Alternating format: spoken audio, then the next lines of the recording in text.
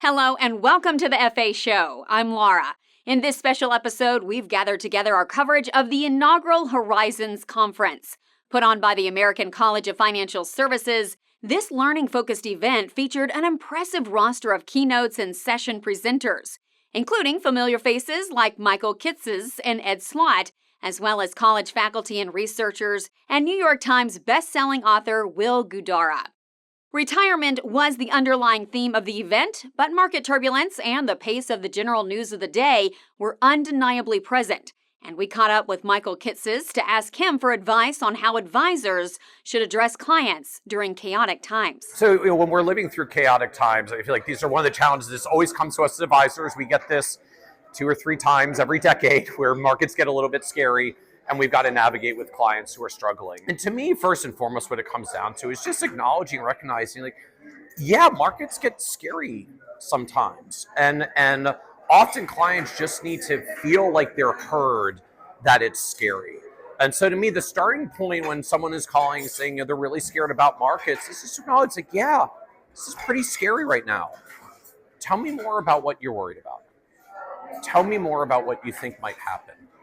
And just give clients an opportunity to voice the concerns. Sometimes they really, really do want to take action, and we may have to talk them off the ledge. But I find often they just need an opportunity to voice the fear, feel recognized, feel acknowledged, feel heard. Like, this is scary. Every time there is a bear market, they're never quite always the same. They might rhyme, but they don't repeat. And so it's fair to acknowledge this is scary. We don't quite know what's going to happen. I'm happy to share a little bit about how things have played out in other scenarios like this historically, and we can bring out our historical information. But to me, the starting point is just making sure clients really feel heard. Say, yeah, this is a little scary. Tell me more about what's going on, and give them an opportunity to voice their concerns. Recent references to Social Security as a Ponzi scheme and riddled by fraud have likely created some sleepless nights for advisors and point to how much work needs to be done to educate people on how these programs work.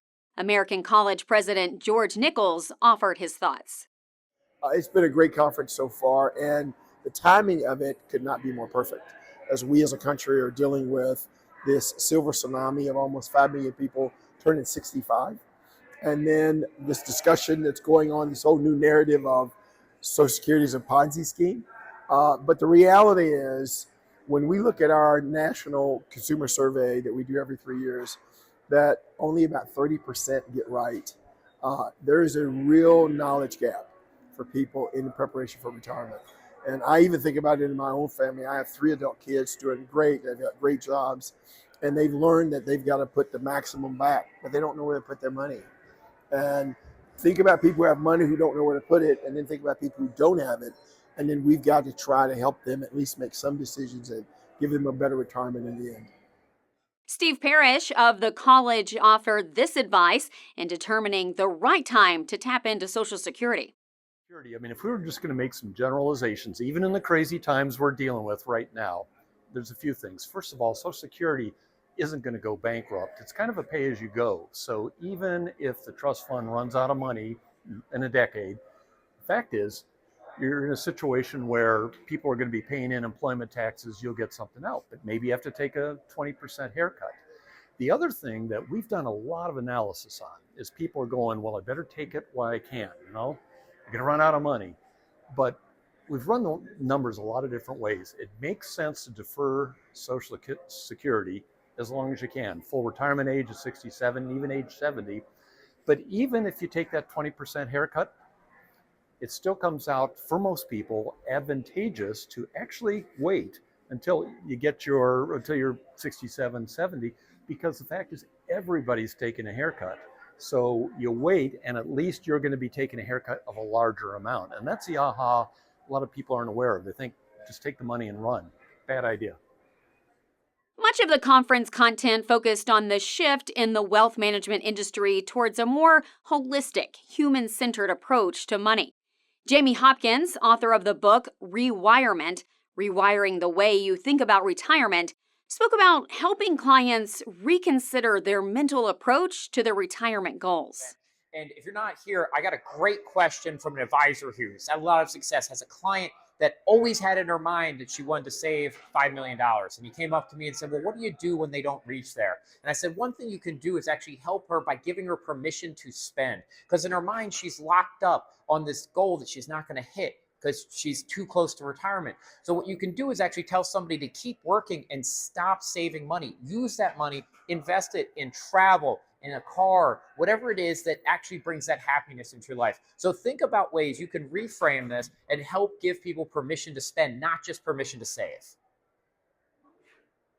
In turbulent times, financial advisors are more important than ever, with multiple studies showing increases in confidence and wealth accumulation higher for folks who engage an advisor. We spoke with Chet Bennetts on the value of a financial advisor. Looking at the value of a financial advisor in the client-planner relationship, one of the really interesting things that we see over and over is that the presence of a financial advisor, it does increase financial well-being. It reduces financial anxiety. It reduces financial stress. But what were the key elements in that advisor relationship? In our presentation, in our upcoming paper and additional publications, we find that the service that the advisor provides, the perceived value from the client, and the knowledge that the advisor has are three key elements. The most important, though, ends up being that knowledge element, and even further, the importance of the advisor's ability to convert that knowledge they have into educating their clients to ease those financial concerns. The FA Show is powered by 3X Equity, the trusted source for advisor transitions. Are you curious about making a move to a new BD, but are concerned about switching during times of market volatility? 3X Equity removes all the hassles from the process, setting you up for a seamless move that provides significant benefits to you and your clients. Secure the biggest offers and learn more about the process, all while remaining 100% anonymous. Visit 3xequity.com today for more details. Did you know, regardless of the advisor's gender, if they have a heterosexual couple, they're spending 60% of their eye contact on the male client instead of the female client. So it's really important to acknowledge her, spend time, look at her. One tip that I love to leave folks with is, especially for women, the importance of an HSA, a health savings account. When we look at the top costs that women will face in retirement, it is healthcare related expenses and housing related expenses. The beauty of an HSA, and many folks that I run into, and especially women, don't know that you can invest those assets.